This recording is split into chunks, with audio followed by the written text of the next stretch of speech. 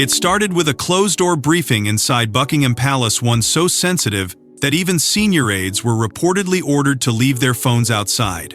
But when Princess Anne emerged from that meeting, her expression stunned seasoned royal staff into silence. The woman once described as the monarchy's iron backbone looked furious. And according to palace whispers, the argument centered on something Queen Elizabeth II never wanted touched: her final wishes. Before we go deeper into what this really means for the royal family, make sure to subscribe so you don't miss a single update. What began as a routine internal review allegedly transformed into one of the most explosive palace confrontations since the late Queen's passing. According to insiders familiar with the atmosphere inside Buckingham Palace, senior royal advisors had gathered to discuss what they reportedly called modern revisions to several long-standing legacy arrangements connected to Queen Elizabeth II's private institutional framework. On paper, the discussion may have sounded harmless. Courtiers reportedly described it as an effort to streamline royal operations for a changing era. But for Princess Anne, the language carried a far more dangerous meaning.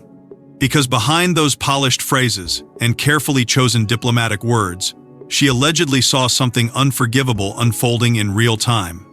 An attempt to quietly reinterpret the wishes of the woman who spent 70 years protecting the crown through war, scandal, political collapse, and family betrayal.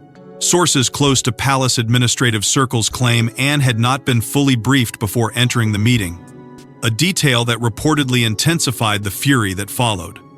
Several advisors allegedly referenced private memoranda connected to the late Queen's final years, including sealed correspondence and archived constitutional guidance believed to outline how certain royal traditions were meant to continue after her death.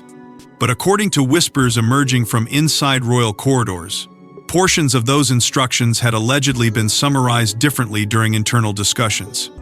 That was the moment, insiders claim, the atmosphere changed completely. Princess Anne reportedly interrupted multiple speakers, questioning who had authorized the reinterpretation of documents personally overseen by Queen Elizabeth II herself. For those who have watched Anne's role within the monarchy for decades, the reaction reportedly surprised no one.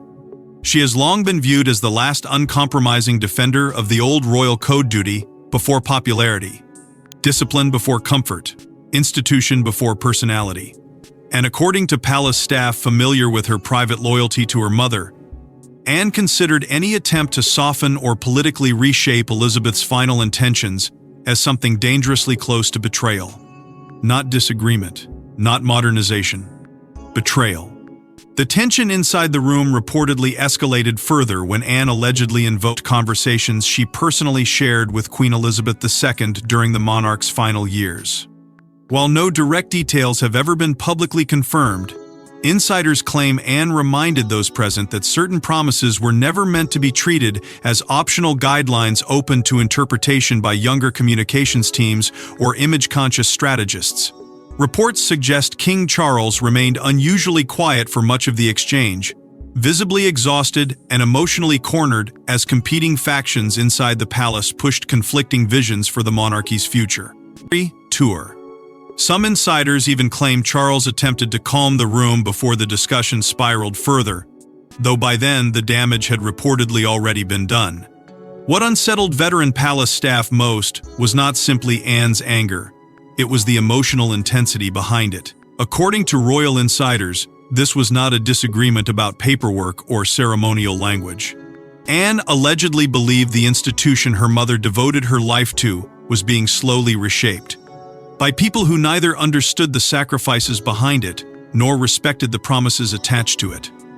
And as whispers from that meeting quietly spread through Buckingham Palace corridors, even longtime courtiers reportedly began realizing this conflict was becoming far larger than anyone first imagined. But what truly enraged Princess Anne wasn't the meeting itself. It was the discovery that certain royal advisors may have already begun quietly rewriting history behind palace walls. Long before the public funeral processions and carefully staged royal mourning, Queen Elizabeth II had reportedly spent years preparing detailed instructions for the monarchy's future. To the outside world, they were seen as routine constitutional safeguards. But inside royal circles, those documents were whispered about as something far more powerful. The late Queen's final blueprint for protecting the crown from internal collapse. According to insiders familiar with the late monarch's final years, Queen Elizabeth II became increasingly concerned about the stability of the institution she had spent her entire life defending. Reports suggest that behind the formal ceremonies, diplomatic smiles, and carefully controlled palace messaging, she quietly worked to strengthen what trusted aides allegedly described as the monarchy's continuity structure. These were not simply ordinary notes or ceremonial reminders. Palace whispers described collections of confidential guidance, sealed correspondence, private memoranda, and deeply sensitive continuity papers tied directly to the future survival of the crown during periods of crisis.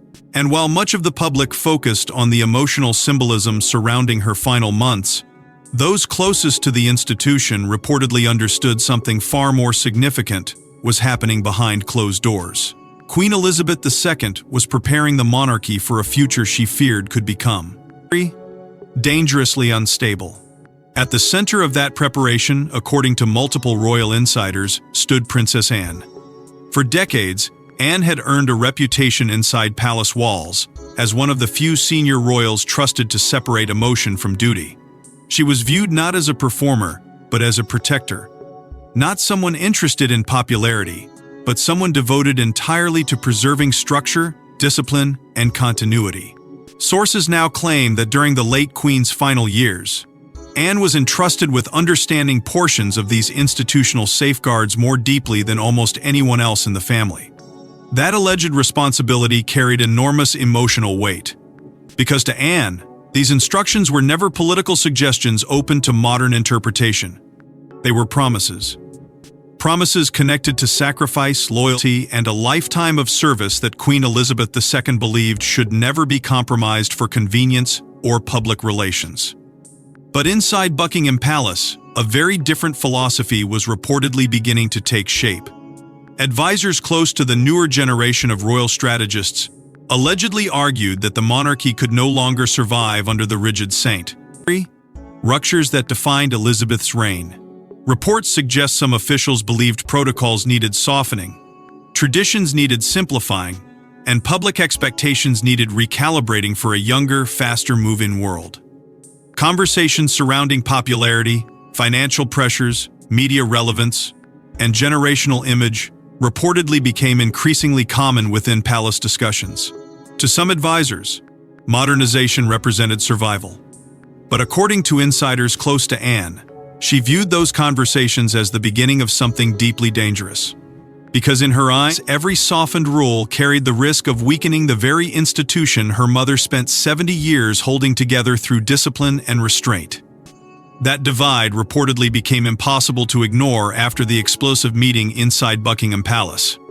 The more Anne reflected on what had been said inside that room, the more convinced she allegedly became that certain figures were no longer simply discussing modernization, they were attempting to gradually reshape the Queen's legacy itself. Palace insiders claim Anne was particularly disturbed by efforts to summarize sensitive instructions in more flexible language, fearing it opened the door for future reinterpretations driven by politics, image management, or personal agendas. And quietly, away from the public spotlight, Prince William reportedly began reaching the same conclusion. While he remained careful not to escalate tensions publicly, insiders suggest William increasingly aligned himself with Anne's concerns about preserving the monarchy's institutional backbone exactly as Queen Elizabeth intended. What made the situation even more unsettling was the growing realization that these debates may have started long before Anne ever walked into that briefing room. Because, as she allegedly began tracing who had reviewed certain documents, who had authorized revisions, and who stood to benefit from a softer interpretation of royal tradition, palace whispers suggest an even larger struggle for influence was slowly coming into focus. And as Anne began examining exactly who was behind the proposed revisions, a far more troubling pattern reportedly started to emerge.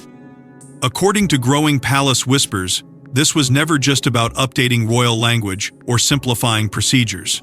Behind the polished presentations and carefully chosen Ords, Princess Anne reportedly saw something much darker unfolding, a coordinated effort to reshape the monarchy's future, while King Charles remained physically weakened and politically vulnerable. The deeper Anne allegedly looked into the conversations happening behind Buckingham Palace walls, the more convinced she became that the debate was no longer centered on modernization alone. Reports suggest several senior advisors had quietly aligned around what they described as a streamlined monarchy model, a strategy focused on reducing ceremonial complexity, restructuring internal responsibilities, and recalibrating the institution for what they believed would be a harsher public future. On the surface, insiders claim the proposals were framed as practical responses to changing public expectations and financial pressures. But according to Palace Whispers, Anne believes something far more dangerous was hidden beneath the language of reform. Because in her view, once the monarchy started bending its core principles to satisfy popularity, the institution itself risked losing the very identity that allowed it to survive for generations. As tensions inside the palace escalated, disagreements reportedly spread far beyond symbolic issues. Sources familiar with internal discussions claim proposals allegedly touched ceremonial hierarchy, inheritance structures, patronage responsibilities, and even long-standing traditions tied to Balmoral and other deeply symbolic royal institutions. Certain advisors reportedly argued that future generations would not respond to rigid traditions in the same way previous eras had. Others allegedly suggested that some constitutional customs should evolve quietly over time to avoid public backlash or accusations of elitism. But to Anne, insiders say, these were not harmless administrative adjustments. They were attempts to slowly dismantle the protective framework Queen Elizabeth II spent decades strengthening through discipline, caution, and unwavering consistency. What reportedly pushed the situation into even more volatile territory was Anne's growing belief that King Charles's physical condition was influencing the balance of power inside the palace. According to insiders, Anne became increasingly suspicious that certain figures were taking advantage of Charles's exhaustion and emotional vulnerability during ongoing health struggles. Reports suggest she privately questioned whether decisions were being rushed, while the king remained focused on recovery rather than direct oversight. Palace staff allegedly noticed growing frustration in Anne's interactions with senior officials, particularly during discussions involving ceremonial restructuring and institutional symbolism. One insider reportedly described the atmosphere as controlled panic wrapped in polite language, with multiple factions inside the palace quietly maneuvering for influence over the monarchy's next era. The conflict reportedly became especially heated during debates surrounding Balmoral. Traditions and royal patronages subjects deeply tied to Queen Elizabeth II's identity.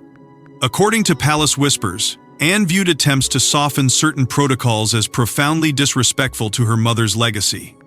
Sources claim disagreements intensified after references emerged to altered summaries and removed clauses connected to archived continuity documents.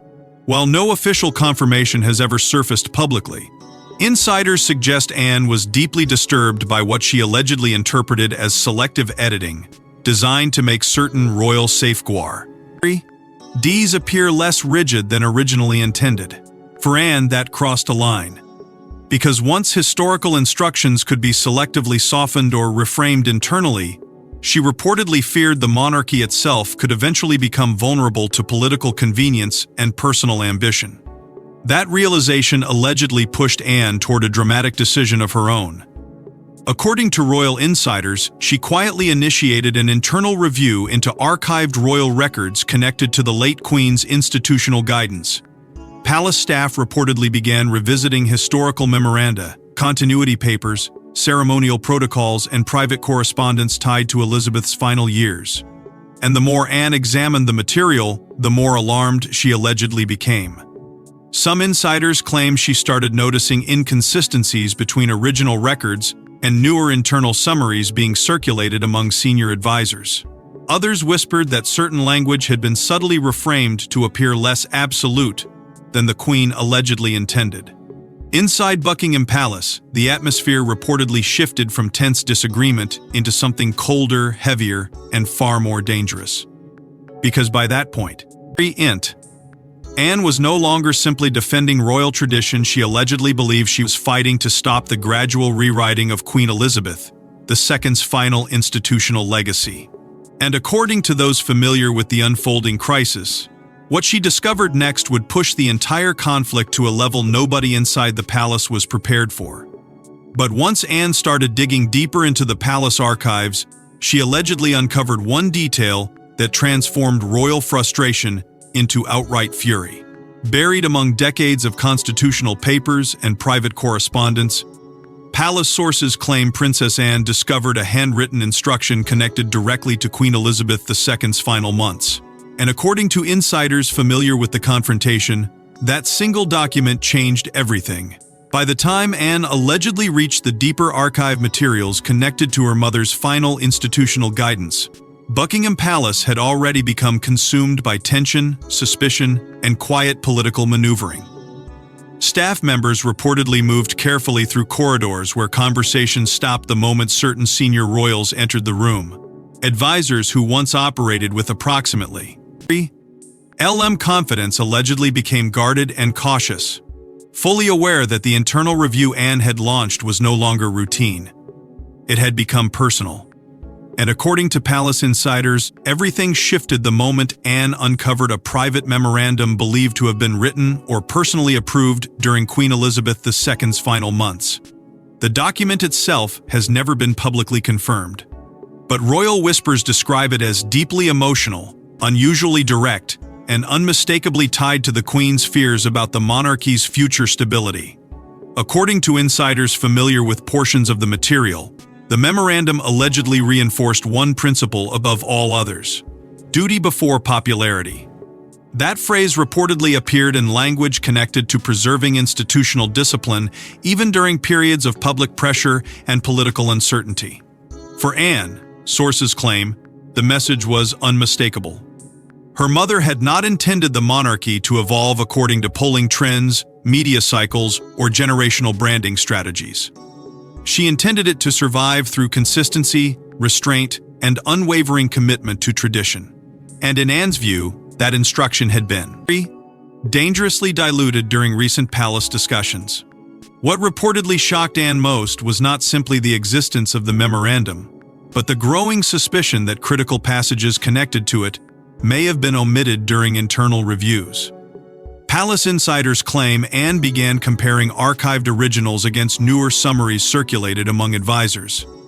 According to whispers emerging from the palace, certain language tied to ceremonial permanence, constitutional symbolism, and institutional continuity allegedly appeared softened or partially excluded in later interpretations.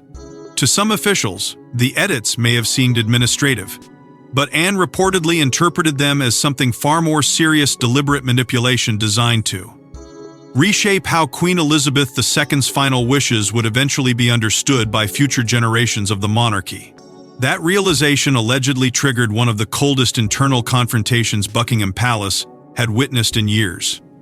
Sources familiar with the atmosphere claim Anne became increasingly direct in questioning who approved the revised summaries and why specific phrases connected to royal duty had allegedly disappeared from discussion drafts. Staff members reportedly described meetings becoming painfully tense, with long silences replacing the usual polished diplomacy that traditionally defines palace operations. One insider allegedly described the mood as icy, silent, and deeply divided, with officials quietly choosing sides while attempting to avoid becoming trapped in the growing institutional conflict unfolding around them. As pressure intensified, Prince William reportedly became more involved behind the scenes.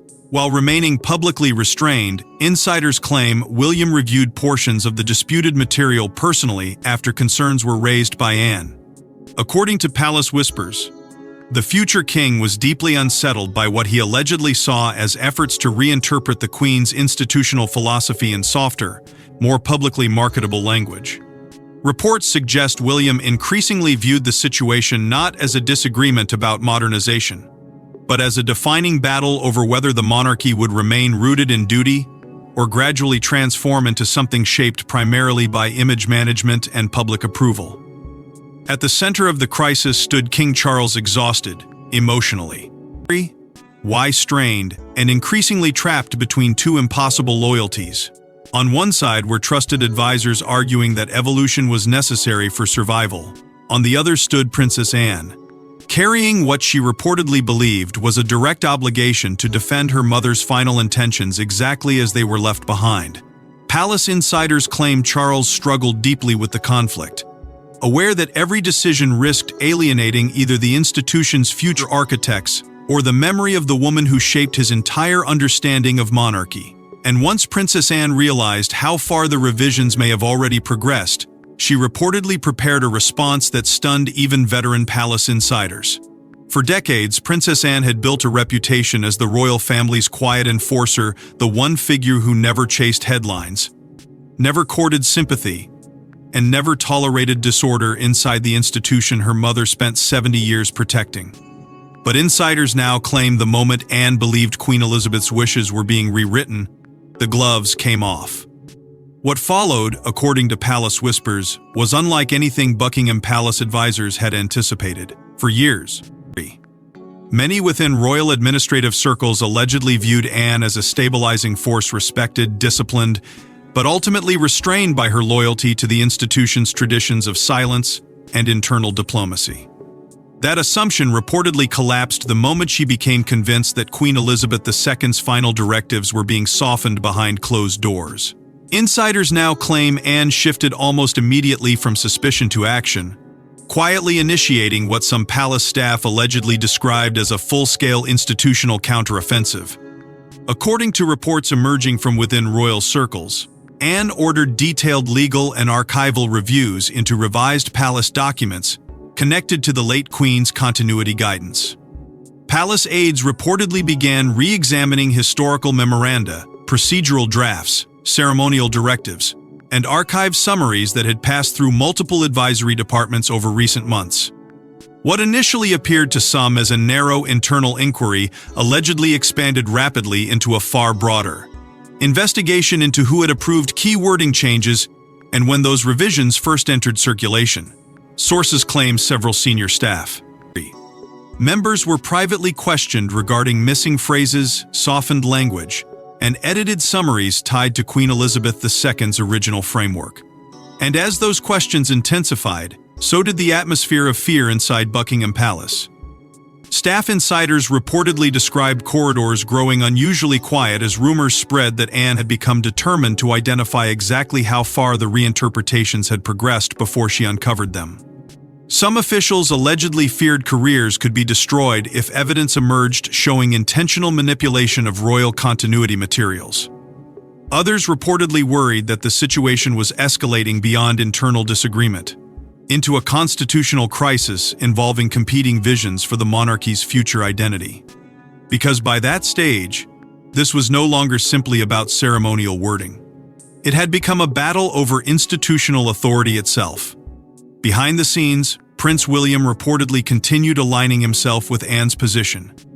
While remaining publicly silent, insiders claim the Prince of Wales increasingly supported efforts to preserve what he allegedly viewed as the late Queen's original institutional framework. Sources familiar with palace dynamics suggest William became deeply uneasy with attempts to prioritize public relatability over continuity and discipline. According to whispers from within royal circles, he reportedly viewed his grandmother's reign as proof that long-term stability required consistency, not constant reinvention driven by shifting headlines or public pressure. And the more he reviewed the disputed material, insiders claim, the more concerned he became that advisors were gradually steering the monarchy toward a softer but potentially weaker future. That growing alliance reportedly caught several senior advisors off guard.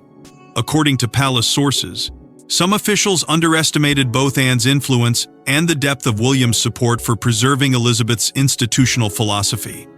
What they allegedly expected to remain a contained administrative discussion instead evolved into a deeply personal power struggle involving the future king himself.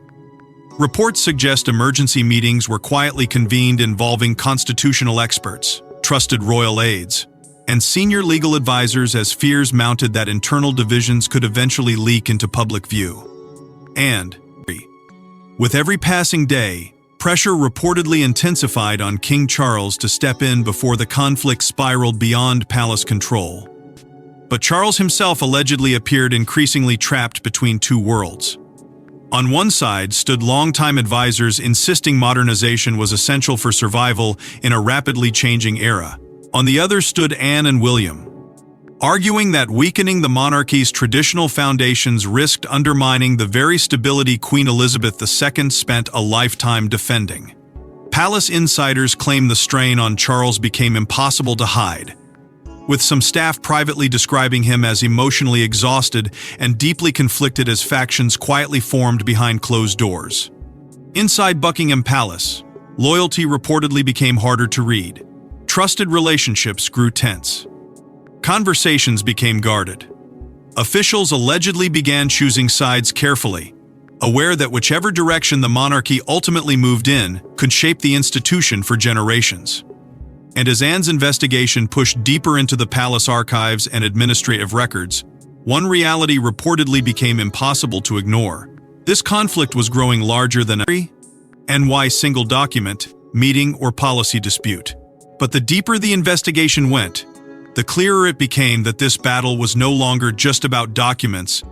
It was about who would ultimately define Queen Elizabeth's legacy. As tensions inside the palace reached a breaking point, attention reportedly shifted toward the future king himself. Because according to multiple royal insiders, Prince William had quietly reached the same conclusion as Princess Anne. If Queen Elizabeth II's final wishes could be softened, reinterpreted, or politically rewritten once, then nothing inside the monarchy would ever truly remain sacred again. By that stage, Buckingham Palace was no longer divided by ordinary disagreements over royal procedure or public relations strategy. According to insiders, the conflict had evolved into a defining struggle over the monarchy's identity in the post-Elizabeth era.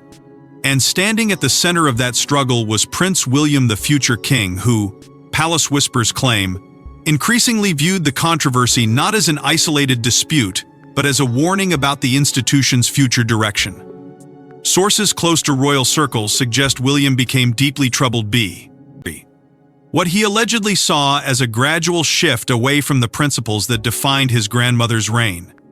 Restraint, continuity, sacrifice, and duty carried without negotiation. Behind closed doors, insiders claim William quietly aligned himself more closely with Princess Anne as the internal investigation intensified. Unlike Anne, whose frustration reportedly became impossible to hide, William allegedly approached the crisis with measured caution, aware that every private conversation carried enormous long-term consequences. But according to those familiar with palace dynamics, his position became increasingly clear.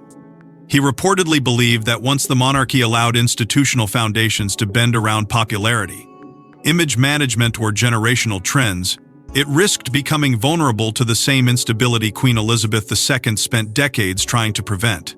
That realization allegedly transformed what began as Anne's personal battle into something much larger, a growing alliance between the monarchy's most senior defenders of continuity. As pressure mounted, advisors inside Buckingham Palace reportedly split into two increasingly hostile camps.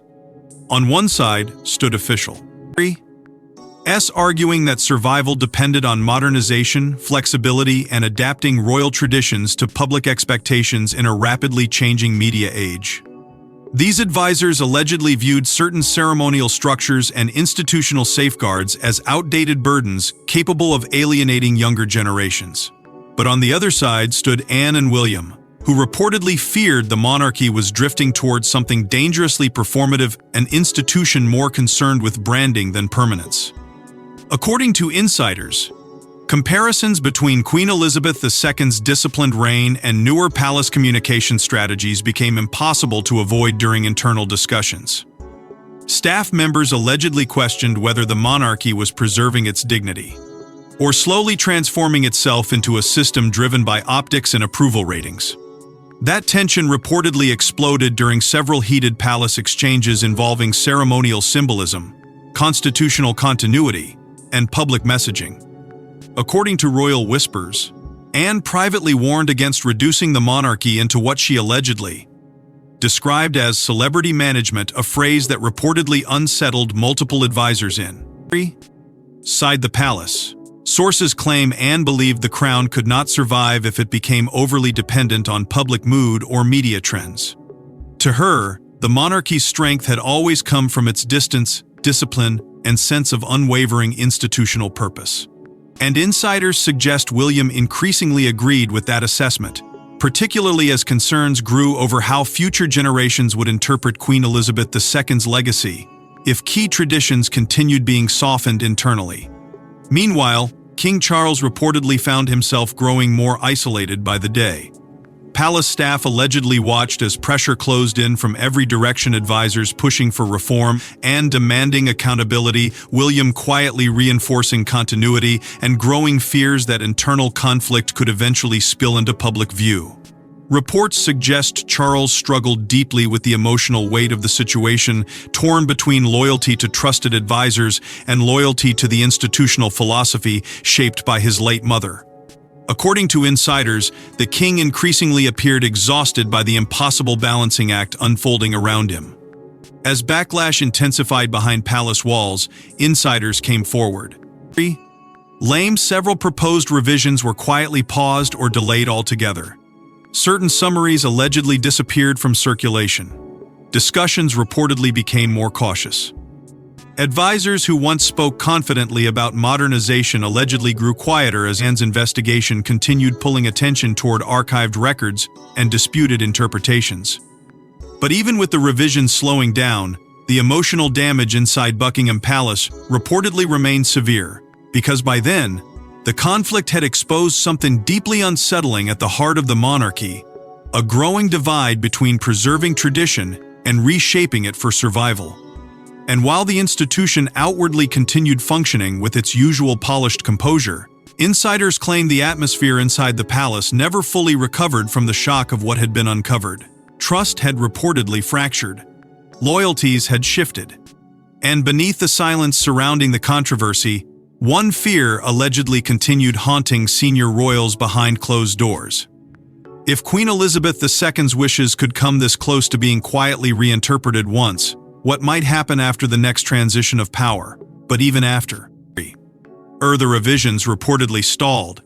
One haunting question still lingered through the corridors of Buckingham Palace: how much damage had already been done? Behind the carefully controlled smiles of royal appearances and polished palace ceremonies, insiders claim Buckingham Palace had entered one of its most divided periods in years. Courtiers reportedly stopped trusting one another. Meetings became shorter. Conversations became quieter. And everywhere Princess Anne walked, aides allegedly lowered their voices the moment she entered the room. According to palace whispers, the atmosphere inside the royal household had become almost unrecognizable compared to the disciplined stability that defined Queen Elizabeth II's reign for decades. Staff members who once operated within a rigid culture of discretion and hierarchy allegedly found themselves navigating an environment filled with suspicion, political maneuvering, and quiet institutional panic. Reports suggest even routine administrative discussions became tense as a controversy surrounding the late Queen's legacy continued spreading through palace departments. And beneath the surface of carefully managed public appearances, inside, RS claim Buckingham Palace had effectively fractured into competing ideological camps battling over what the monarchy should become after Elizabeth's passing. On one side reportedly stood traditionalist royal staff, long-serving aides, constitutional advisors, ceremonial officials, and institutional loyalists who quietly rallied behind Princess Anne's position. According to insiders, many of them viewed Anne not simply as a senior royal, but as the final uncompromising defender of the old monarchy. They allegedly believed Queen Elizabeth II's reign survived crises, scandals, political turmoil, and generational upheaval precisely because she refused to allow temporary public pressure to reshape the crown's deeper constitutional identity. For these figures, Anne's resistance represented continuity itself. Reports suggest some palace veterans privately feared that once certain traditions were weakened internally, restoring them later could become almost impossible. But on the opposite side stood a younger generation of advisors who reportedly believed the monarchy faced an entirely different kind of threat in the modern era. These officials allegedly argued that survival required flexibility, accessibility, and strategic modernization in order to preserve public support among younger audiences increasingly disconnected from royal tradition. Sources claim they viewed certain ceremonial structures and rigid institutional practices as outdated symbols capable of damaging the monarchy's long-term relevance. According to insiders, many of these advisors genuinely believed they were protecting the crown's future, not dismantling it. Yet that difference in perspective only deepened the divide. Because what one faction called adaptation, the other reportedly viewed as surrender, caught directly in the center of this growing internal fracture was King Charles himself. Palace insiders claim the king struggled desperately to restore unity while simultaneously managing ongoing health pressures and emotional exhaustion behind closed doors. Reports suggest Charles became increasingly overwhelmed as competing camps pushed conflicting visions for the institution's future. On one side stood advisors urging modernization to preserve public trust.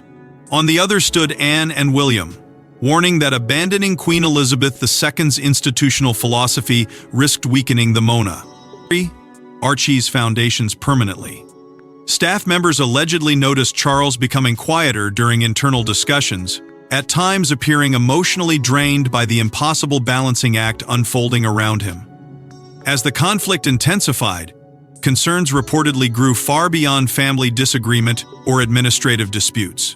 According to royal insiders, some officials quietly feared the monarchy was approaching a period of dangerous constitutional instability if divisions continued deepening unchecked. Because at its core, this was no longer simply about revised language inside archived documents.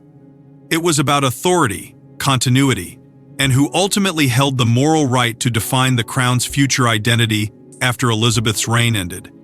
And as those fears spread, Prince William reportedly emerged more clearly than ever as Princess Anne's closest institutional ally. Sources suggest many palace staff began viewing the pair as a united front determined to preserve the monarchy's traditional framework regardless of mounting internal pressure. At the same time, whispers of potential leaks reportedly sent waves of anxiety through Buckingham Palace corridors. Officials allegedly feared and if details surrounding the revisions, internal confrontations, or disputed memoranda ever reached the public fully, the fallout could trigger a devastating controversy at the worst possible moment for the royal family. According to insiders, conversations became increasingly guarded as staff worried about media exposure, public backlash, and irreversible damage to trust inside the institution itself. Some palace aides reportedly began avoiding written communication altogether during sensitive discussions, terrified that private disagreements could eventually become front-page headlines. And while Buckingham Palace outwardly maintained its polished image of calm continuity, insiders claimed the reality behind closed doors had become far colder, more fragile, and infinitely more dangerous. Because beneath the silence, Princess Anne allegedly remained convinced that the battle was far from over. In fact, according to palace whispers, she had already started preparing the next step, one final move designed not merely to slow the revisions, but to protect Queen Elizabeth II's legacy permanently from ever being reshaped again. And as Buckingham Palace fought to contain the growing storm internally, Princess Anne reportedly prepared one final move to protect her mother's legacy forever. In the end, insiders say this battle was never truly about paperwork, palace committees, or rewritten language. For Princess Anne, it was personal.